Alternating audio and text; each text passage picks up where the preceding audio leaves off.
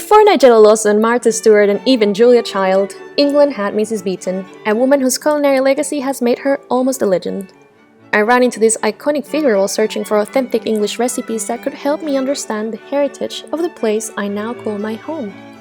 I decided to learn more about her as I make my way through some of her recipes, 160 years after they were first published. Can a recipe survive the pass of time? I started my culinary adventure by hunting down a copy of one of her cookbooks and found a hidden gem in the middle of Portobello Road in Notting Hill. Books for Cooks is a cookbook shop and a foodie's dream. Owner Eric has been collecting cookbooks since 1993. He runs his own test kitchen where he cooks recipes from all his various cookbooks, a concept not too far away from what brought me here in the first place.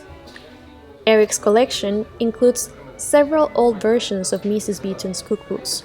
I peeked through them carefully, looking at how much the style of recipe writing has changed and touching a little bit of England's history. Wanting to get a better insight into the legend of Mrs. Beeton, I spoke to food historian and expert Dr. Neil Buttery, whose belief that cooking from the past is the closest thing one can get to a time machine is one I share. Mrs. Beeton was something quite different from Isabella Beeton, the person. But that's something that's been going on for about 100 years in British cookery book writing anyway, where people's names transcended the people themselves.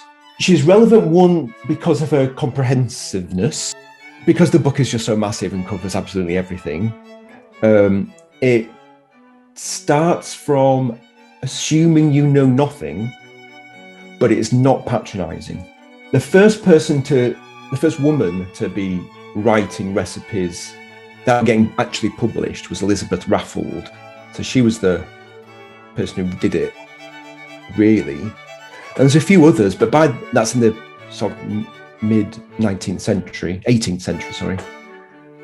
By the time you get to 1800s, suddenly all the men who were writing recipes, so typically before that it was men writing recipes, telling housewives how to run their houses. It's embarrassing. But by 1800-ish, they were all saying, actually, do you know what? These women know what they're talking about, and I'm taking recipes from their books. So it wasn't unprecedented, but I think there was still a lot of males writing. I think once you got to Mrs. Beeton, the big difference is people preferred women's advice to men's advice. I think in this one area.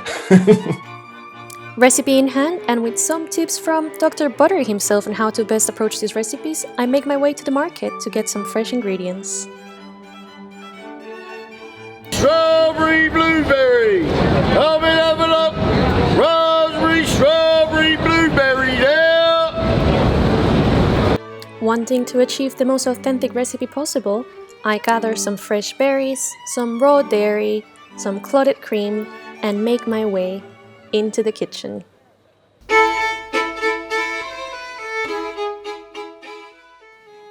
I follow Mrs. Beeton's recipe to the teeth, surprised at how easy it is to follow for a recipe so old.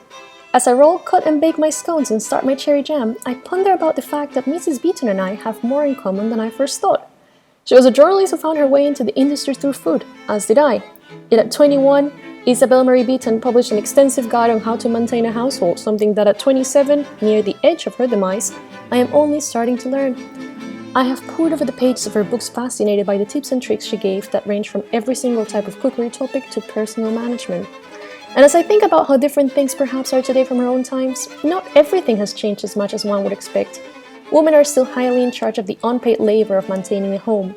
According to the Office of National Statistics data by Young Women's Trust, the unpaid work of young women aged 18 to 30, which includes cooking, cleaning, and taking care of children, is worth $140 billion to the UK economy.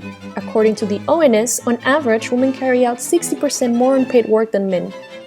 This recipe has survived untouched by time, as have some of our biggest gender inequality issues. Slightly worried about offending someone, I consider whether to put the clotted cream or the jam first, hoping that these scones are better than the previous statistics. I take a bite.